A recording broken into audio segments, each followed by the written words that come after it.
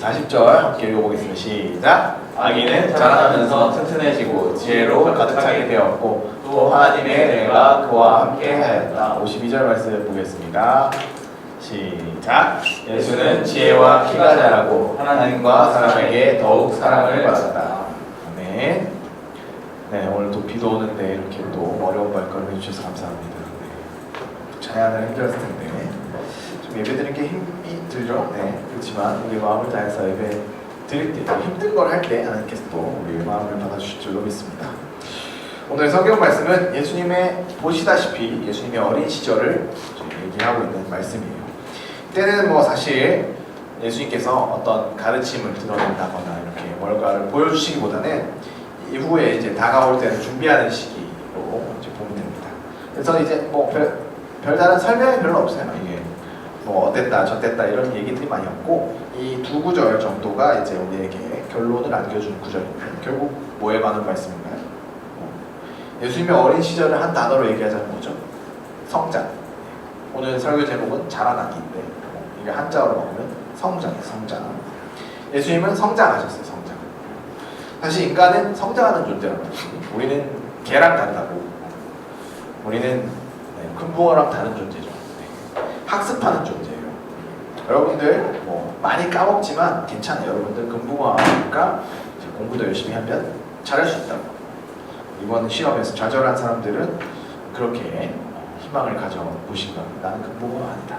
이런 거에 위안 삼기를 바라고. 어쨌든 저도 여러분들도 마찬가지로 성장하는 존재, 성장하는 존재. 저도 성장했죠. 많이 성장했어요. 이 뭐 이렇게 키가 자랐던 것뿐만이 아니라 키가 많이 자라지 못했지만 키가 자란 것뿐만이 아니라 예전에 이제 제가 오타쿠였던 시절 얘기를 좀 했었던 것 같은데 찐따였고 오타쿠였다고 이렇게 얘기한 적이 있는데 지금에 이르기까지 참 많은 장족의 발전이 있었어요. 그런 인격의 어떤 발전이 없었더라면 이 자리에 설 수 없었겠죠. 네, 우리의 인간의 일생을 한번 돌아봅시다. 인간의 일생. 사람이 처음에 태어나면은 지가 주인공인 줄 알아요. 왜 지가 주인공인 줄 알아요? 지가 주인공이지. 그 집안의 주인공이니까. 그것도 당연한 게 처음에는 몸을 이렇게 누워있다가 뒤집으면은 칭찬을 받아. 어이구 누구 뒤집었네. 진표가 뒤집었네. 서현이 뒤집었네. 칭찬받고 잠만 잘 자도 칭찬을 받아. 아 이렇게 통잠을 자냐. 애기들 키우는 사람들 보면 잠 잘 자는 게 그렇게 축복일 수 없다고. 왜냐면은 안 그러면 이제 젖먹이로 깨야 되니까 그런 여러 가지 문제들이 있는데 잠만 잘 자도 칭찬을 받아요. 잘 먹으면 칭찬받아요. 아유 왜 이렇게 잘 먹냐고 칭찬받고 말만 해도 뭐 깎아 뭐 이런 얘기해도 칭찬을 받잖아요. 그죠? 별 얘기 아니야. 그냥 뭐 단어 한 개만 얘기해도 칭찬을 받는단 말이야. 애기 때는 이렇게 칭찬을 많이 받아. 그렇게 이제 크다 보니까 자라면서 아 세상에서 내가 제일 짱이구나. 내가 중심이고 나를 중심으로 세상이 돌아가는구나. 이렇게 생각을 하게 된단 말이죠. 근데 이제 점점 커가면서 이제 현실과 직면합니다. 3에서 7세 학교 들어가기 전에 요즘에 유행하는 짤방 중에 유치원 다니는 게 너무 좋다고 어떤 아이가 얘기한다고 이렇게 얘기하는 거를 봤어요. 근데 그 짤방에서 애기가 딱 하나 싫은 게 있다고. 뭐 그게 뭐냐고 물어보니까 엄마가 자꾸 수업을 하잖아 막 이렇게 얘기를 하는 그걸 보면서 되게 웃었어. 그러니까 이때는 그런 식이에요. 뭔가 하지 말라는 이야기를 더 많이 들어. 칭찬보다 이제는. 뭐 만지면 하지. 지지 이거 만지지 말라 그러지. 뭐 말하면은 식당에서 막 조용히 막 이렇게 뭐 이러면은 조용히 하라고 하고 움직이면은 가만히 있으라고 하고 난리치면 또 혼나고. 우리 주변에 많은 아기들을 보면서 제가 그런 모습 많이 봅니다. 네. 그러다가 이제 8살이 되면 어떻게 돼요? 학교를 가잖아. 학교를 가면 어떻게 돼? 자꾸 뭘 하래? 수업을 하고 숙제를 주고 뭘 시키잖아요. 그죠? 이게 처음에는 뭐 1 더하기 1은 2 뭐 이런 정도지만 점점 가면 갈수록 여러분들 어려워진다는 잘 알 거예요. 여러분들 학교를 다녔으니까. 막 이제 막 소금을 농도 구하고 이러면은 그렇죠? 세상이 힘들어지죠. 점점 수학을 포기해야 되나 이런 느낌이 든단 말이에요. 이제 친구들도 만나면서 또 생각이 막 바뀌어. 어떤 생각이 들어? 처음에는 재밌지. 친구들이랑 노는 거.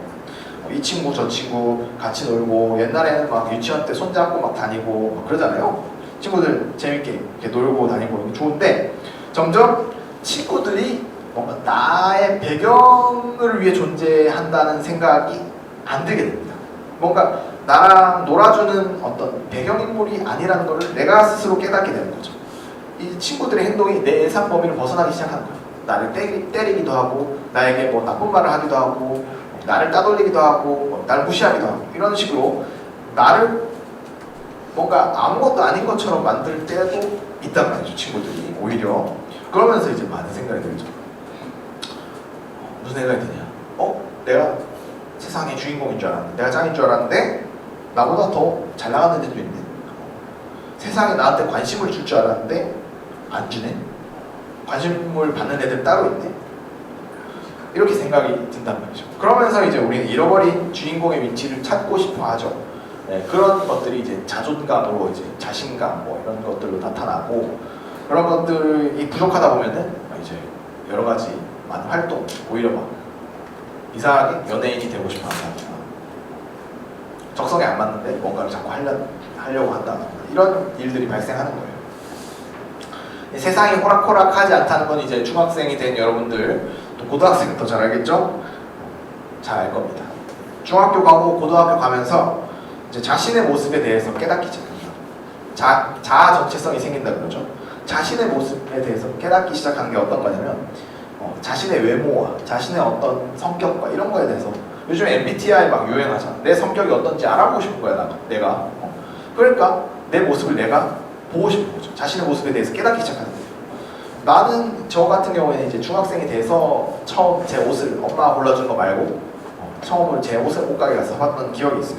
그만큼 이제 그때쯤 되면은 나의 외모나 어떤 성격이나 이런 것들에 대해서 나 자신에 대해서 신경을 쓰고 알고 싶어 한다는 거죠.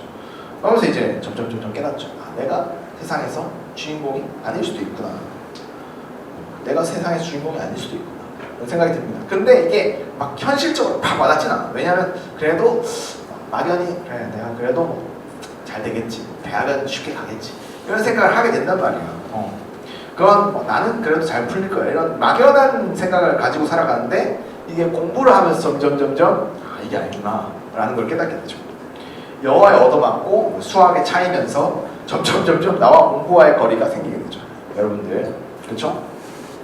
이 거리를 좁히더라도 친구 관계나 부모님 문제, 그리고 나의 꿈이나 행복을 어떻게 이제 가질 수 있을지 생각을 하다 보면은 이 인생이 점점 쉽지 않은 느낌이 막연하게 남아들어요.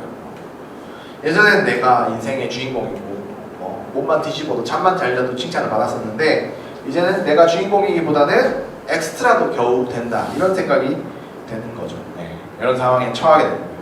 그렇기 때문에 이제 여러분들이 초딩 때가 좋았다, 막 누구인지 모르겠는데 언젠가 이제 이런 글을 본 적이 있어. 페북에 옛날에 좋았다, 옛날에 우리 초등학교 다닐 때가 좋았다, 뭐 이런 글들, 중딩 때가 좋았다. 사실 제 입장에서 보면 아이고 그런 얘기를 하냐, 약간 이런 소리 들을 수 있죠. 방금 이제 또 장모님 지나가셨는데, 장모님 같은 경우에는 제가 저 집 뭐 옛날이 좋았어요 이러면은 저를 되게 우습다고 생각하겠죠. 그렇지만 어려도 아는 거죠. 나이를 먹어갈수록 내가 세상의 중심이기보다는 점점 배경으로 밀리고 원 오브 댐이 돼가고 있다는, 배경의 하나가 돼가고 있다는 것을 우리가 깨닫고 있는 거예요. 그렇기 때문에 옛날이 좋았다 이런 얘기를 하는 거예요. 옛날엔 내가 점점 그래도 중심에 가까웠거든. 근데 이러한 상황을 생각해 볼 때, 인간의 이런 일생을 한번 쭉 볼 때 우리는 그렇다면 잘 성장을 하고 있는 걸까? 우리는 성장을 하고 있는 게 맞는 걸까? 라는 걸 생각해 볼 수가 있습니다. 아니, 성장이라는 걸 하고 있는 걸까? 나는 나고 있는 걸까? 몸이야 커지고 머리야 굵어지지만 남들보다 이제 어떻게 보면은 남부럽지 않은 삶, 외모도 성격도 돈도 노는 것도 어디서 꿀리지 않는 삶을 살려고 성장을 했는데 이게 잘 안 된다, 이렇게 느낄 수 있는 거죠. 오히려 이제 나의 모습을 보면은 사람들 사이에서 뒤처지고 있는 거 아닐까, 이런 또 고민을 할 때도 있는 거죠. 바로 이때 우리는 오늘의 성경 말씀을 기억해 볼 필요가 있습니다. 우리 오늘 성경 말씀 다시 40절, 52절 말씀 다시 한번 읽어보겠습니다. 40절 시작. 아기는 자라나면서 튼튼해지고 지혜로 가득 차게 되었고 또 하나님의 은혜가 그와 함께 하였다. 52절. 예수는 지혜와 키가 자라고 하나님과 사람에게 더욱 사랑을 받았다. 오늘의 성경 말씀은 예수님이 지혜와 키가 자라서 하나님과 사람에게 더욱 사랑을 받았다 이렇게 얘기를 하고 있어요. 성장했다는 거죠. 하지만 여기서 예수님이 성장했다고 하는 게 예수님이 남들보다 뭐 유달리 잘생겼다거나 돈이 많았다거나 머리가 좋아졌다거나 인싸가 돼서 성장했다고 얘기하는 게 아닙니다. 그래서 자라났다고 얘기하는 게 아니에요. 그래서 사랑을 받았다고 얘기하는 게 아닙니다. 그냥 예수님의 태어난 모습 그대로 잘 자라났기에 자라났다고 하는 거예요. 잘 성장했기 때문에 성장했다고 얘기를 하는 거죠. 사랑을 받았으니까 사랑을 받았다고 얘기를 하는 거고. 여기서 이제 우리가 생각하고 있는 성장과 성경이 얘기하고 있는 성장 사이에 있는 그 간격이라고 해야 되나요? 그걸 막고 있는 벽을 허물어 버려야 됩니다. 우리가 쓰고 있는 색안경을 벗어버려야 되는 거죠. 우리는 어떻게 보면은 경쟁 사회에 살고 있죠. 우리는 항상 경쟁 구도로 모든 것을 바라보기 시작한단 말이죠. 어떻게 보면 우리 사회에 경쟁이라는 게 참 가득 차 있습니다. 뭐 TV를 봐도 경쟁 프로가 나오고 게임을 봐도 이제 경쟁을 많이 하죠. 제가 제일 좋아하는 스포츠는 경쟁 스포츠예요. 자동차 경주하는 거 이런 것들.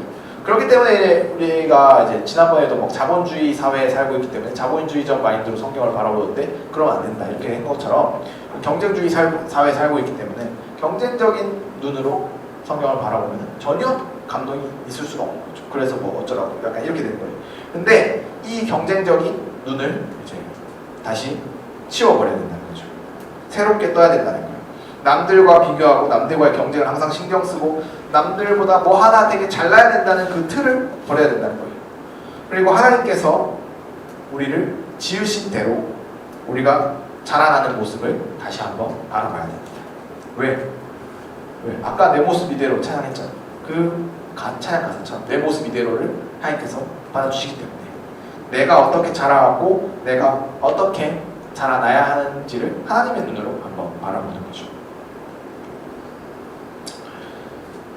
예수님이 무엇을 위해서 자라나셨고 어떻게 또 자라나셨는지를 생각해보면 우리도 무엇을 위해 자라나야 하고 어떻게 자라나야 할지를 오늘 알 수가 있습니다. 이 성경 말씀을 생각해보면서 예수님은 어떻게 자라나셨어요? 몸이 자라나셨고 지혜로워졌고 하나님과 사람의 사랑을 받았죠.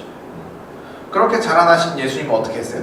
이후에 제자들을 부르십니다. 제자들을 모아서 성경에 담긴 하나님의 뜻을 가르쳐요.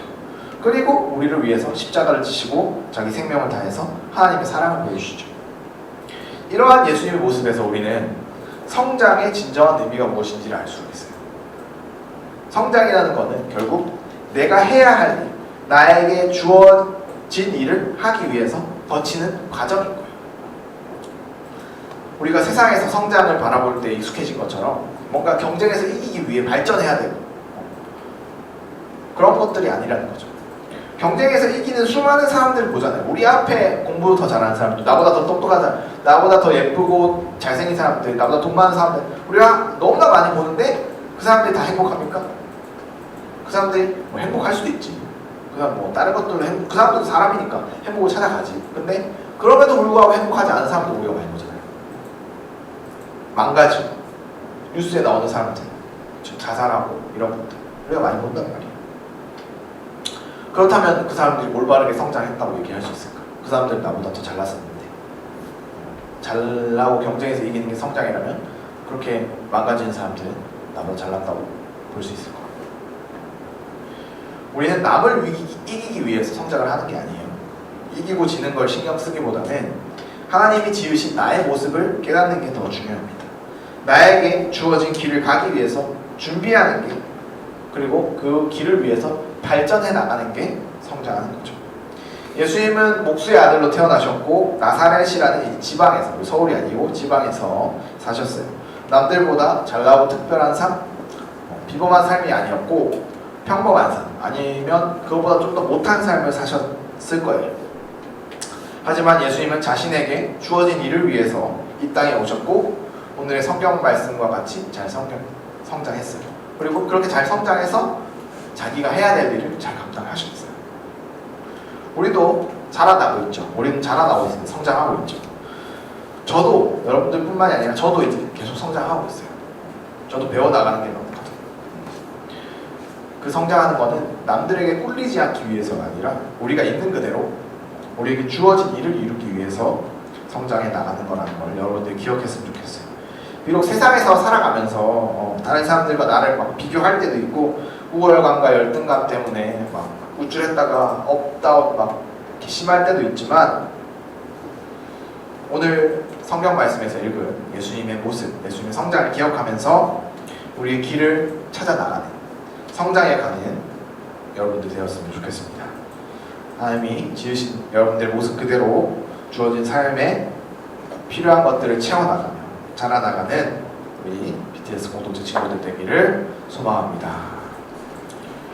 우리 봉헌하겠습니다.